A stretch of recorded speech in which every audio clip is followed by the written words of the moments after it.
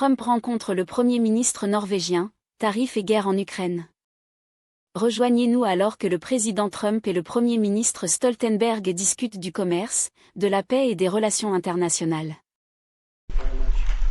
Well, thank you, Mr. President. This year is 200 years since the first immigration from Norway to the US.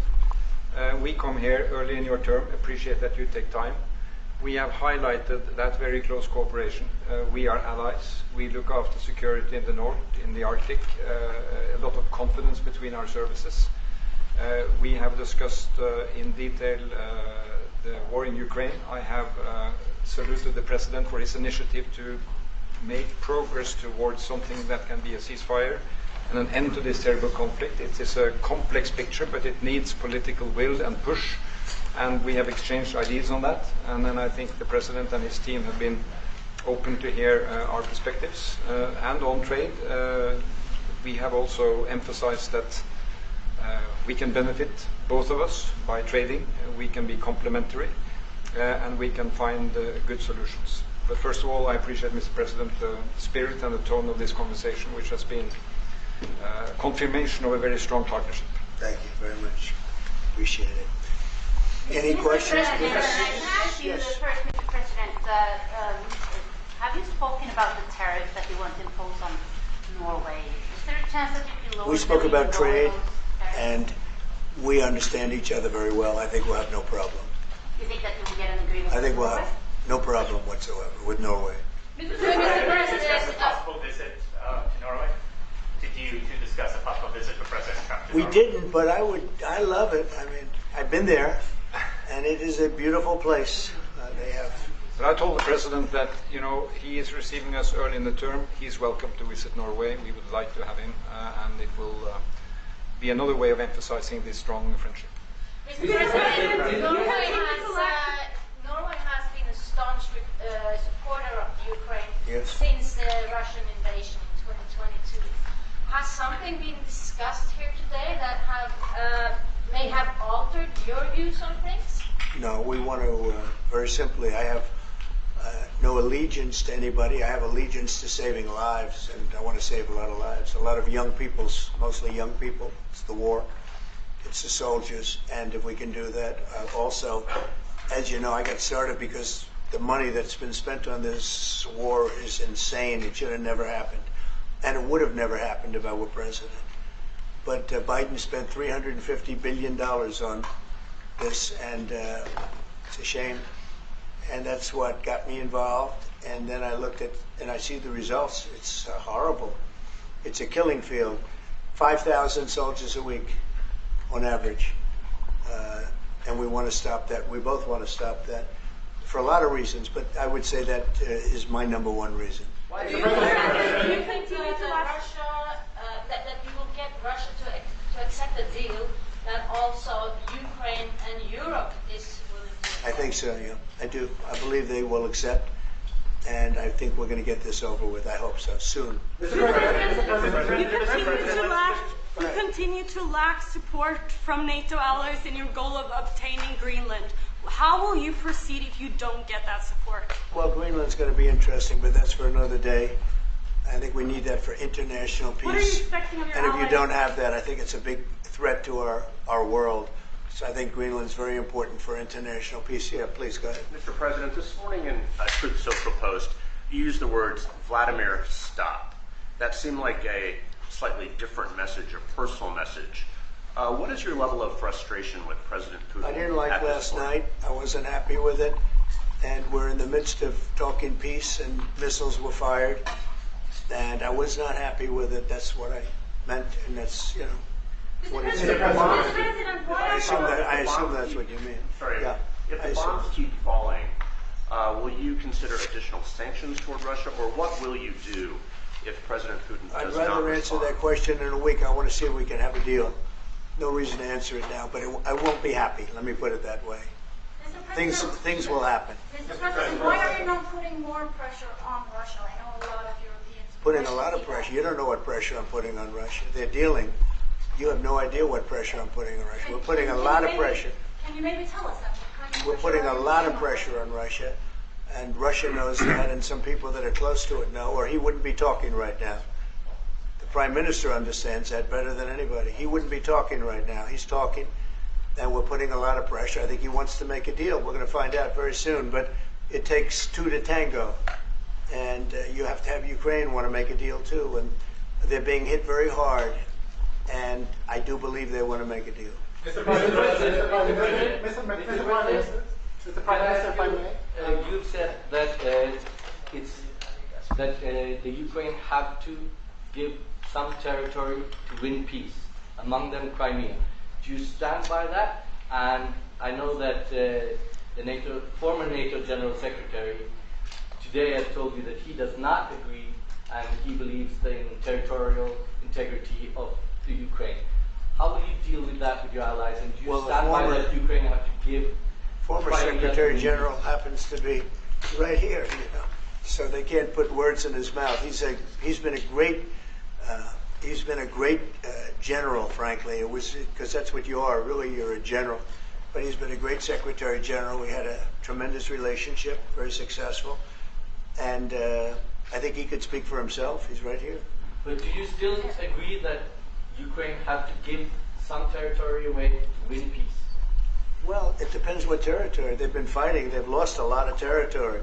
And we'll do the best we can. Working with Ukraine, we'll do the best we can. But they lost a lot of territory. When you say Crimea, that was handed over during a president named Barack Hussein Obama. That had nothing to do with me, Crimea. That was 11 years ago with Obama. And they made a decision. There wasn't a bullet fired. There was no fighting. There was no anything. They just handed it over. Now they say, well, can you get it back?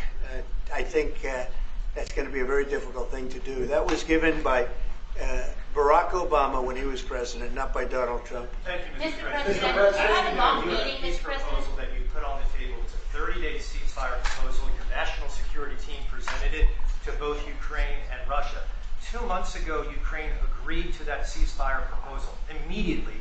Russia has not. And my question is Russia the obstacle to peace based upon that, just getting to that 30-day ceasefire? I don't think so. I think that they both want peace right now. They're ready to do something. We'll see what happens. Complicated, very complicated. But I think they are both very much looking to make a deal. Marco, what would you say? Well, first of all, what was put before our partners was options to discuss about things that it would take to end a war. This war is endable. Both sides just have to agree to it. We've shown them a pathway forward. We've discussed those ideas. There was a good meeting yesterday. There'll be good meetings over the weekend.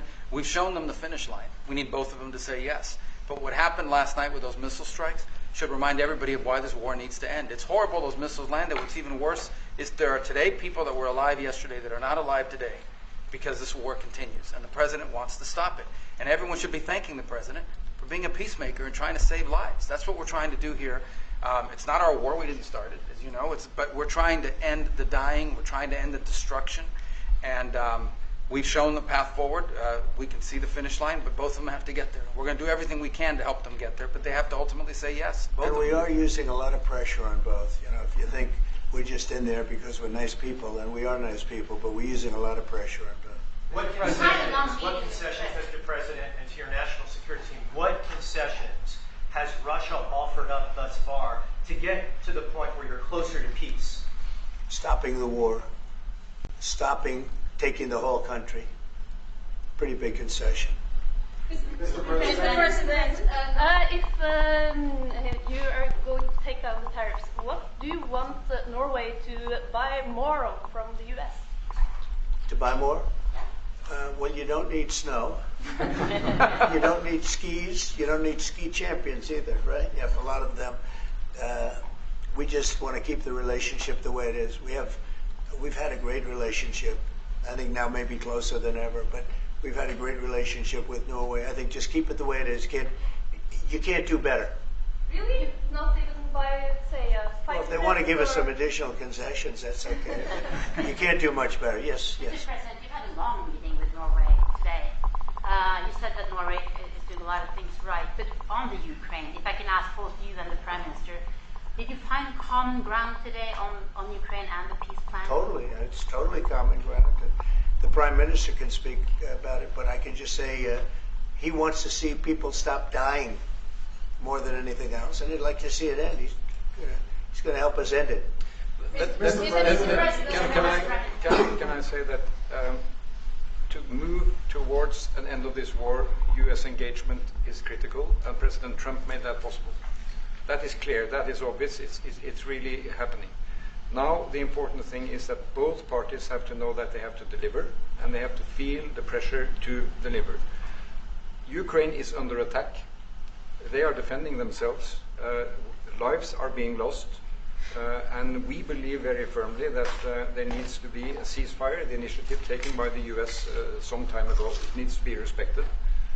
And then to move on to something which both parties can own. That is the complicated part in such a dramatic war. And here I believe Europeans and Americans working together, as we do much closer now. And I salute the team of President Trump of being, open in that process. We had a good discussion on this today. And then we have to move on, and we cannot lose time because this is too much drama happening. One thing is people losing their lives, but it is a bad thing for Europe, and it's a bad thing for the world to having such a broad conflict going on. It can have ramifications far beyond Ukraine. Mr. President, a follow-up question on China. Mr. President, I forgot my question. I wanted to ask about sorry. That happens. It happens sometimes, yeah. No, Mr. President, I wanted to ask about the. Zelensky has said that he wants more Patriot missiles. So far, there has been no response from the United States. If the United States decides to pull out of negotiating for peace, trying to broker peace, does that also mean a no on Patriot missiles? A no on sharing intelligence with Ukraine? Let's see what happens. I think we're going to make a deal. And if we make a deal, that'll be wonderful. We won't have to worry about your question. You can ask that question in 2 weeks, and we'll see. But I think we're getting very close. The Prime Minister feels the same way, and we'll hopefully not have to answer that question. Mr. President, Norway is the third country to be officially invited to the White House after Liberation Day. Why did you invite Norway so soon to the White House? Because I like them. And I like your Prime Minister, and I like the way your government runs. And I respect the King. He's highly respected in Norway. It's a great thing. Not an easy thing to do. He's done a great job. Yeah. Would you like an invitation to visit the King? Absolutely. You get me that invitation. I just told the President he's welcome to visit Norway. President Trump, yeah, please. You said before that you like the Norwegian Petroleum Fund, and I'm wondering if that has been up for discussion today, the way that we have structured our money and whether. Well, this fund was created in the late 1990s to save for future generations the income from oil and gas. Norwegians should continue to work as hard, dedicated, innovate, and move forward, despite having these incomes, which we happen to be in the period of our history where we can harvest, and we have transferred that into investments, half of them, by the way, here in the United States. So I think this is a model which we have been able to explore. If we can share experiences, and we do with our colleagues in the US, you never copy this one-to-one, but there can be techniques and way of working that we have used in organizing our fund. Jens Stoltenberg was the finance minister when the first dollar entered that fund. So he is a safe hand to have as a finance minister today. What do you say? No, and as you said, Mr. Prime Minister, we are ready to sit down with the US to also work with them on if they want to establish a sovereign wealth fund, because we have a good experience with our fund. And I think that one example of how we work together with the United States is that half of the fund, close to $1 trillion US, are invested in the United States, mainly in equity, but also some in fixed income, including government bonds. So this is an expression of trust in the United States, expressed by the strong investment of the sovereign wealth fund. Then just briefly on Ukraine, since it was mentioned, we had a very good and extensive discussion about Ukraine, the path forward to peace. And as the Prime Minister said, we commend the US for pushing forward to try to find a negotiated solution. At the same time, we need to continue to support Ukraine, and therefore I'm proud that Norway has actually tripled the military support to Ukraine, and this year we will allocate close to $8 billion to Ukraine. That will strengthen them and also their hand on the negotiating table. If I may add to that, if